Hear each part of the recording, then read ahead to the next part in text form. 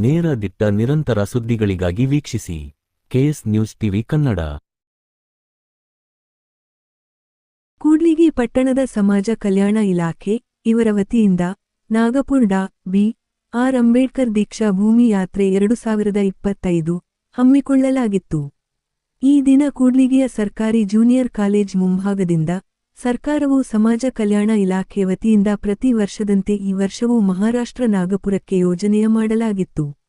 ಈ ಸಂದರ್ಭದಲ್ಲಿ ನಾಗಪುರದ ದೀಕ್ಷಾ ಭೂಮಿ ಯಾತ್ರೆಗೆ ಹೋಗುವಂತಹ ಅಂಬೇಡ್ಕರ್ ಅನುಯಾಯಿಗಳಿಗೆ ಕೂಡ್ಲಿಗಿ ತಾಲೂಕಿನ ದಂಡಾಧಿಕಾರಿಗಳಾದ ವಿ. ಕೆ. ನೇತ್ರಾವತಿ ಅವರು ಹಾಗೂ D. Y. S. P. Mallesh Dodmani ಅವರು ಸರ್ಕಾರದಿಂದ ನಾಗಪುರಕ್ಕೆ ಹೊರಟಿರುವ ಬಸ್ಗೆ ಚಾಲನೆ ನೀಡಿದರು.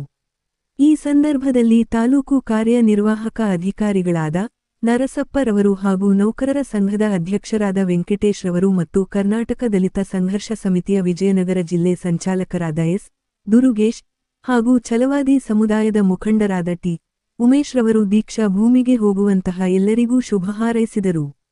ಈ ಸಂದರ್ಭದಲ್ಲಿ ಸಮಾಜ ಕಲ್ಯಾಣ ಇಲಾಖೆ ಮ್ಯಾನೇಜರ್ ಎಸ್. ಫಕೀರಪ್ಪರವರು, ವಾರ್ಡನ್ ಮಹಮ್ಮದ್ ಸೈಯದ್, ಶ್ರೀನಿವಾಸ ದ್ವಿತೀಯ ದರ್ಜೆ ಸಹಾಯಕರು, ಕೊಟ್ಟೂರಿನ ಎಚ್. ಎಂ. ಸದಾನಂದಯ್ಯ, ಕೂಡ್ಲಿಗಿಯ ಎಸ್ಸಿ ಹಾಸ್ಟೆಲ್ ಸಿಬ್ಬಂದಿಗಳಾಗಿರುವ ಜಿ. ಪರಶುರಾಮ್ ಹಾಗೂ ಕರ್ನಾಟಕ ದಲಿತ ಸಂಘರ್ಷ ಸಮಿತಿಯ ಕೂಡ್ಲಿಗಿ ತಾಲೂಕಿನ ಎಲ್ಲ ಮುಖಂಡರುಗಳು ಸೇರಿದಂತೆ ಇತರರು ಉಪಸ್ಥಿತರಿದ್ದರು. ವರದಿ ವೀರೇಶ್ ಹೆಚ್. ನಾಗಲಾಪುರ ಜಿಲ್ಲಾ ವರದಿಗಾರರು.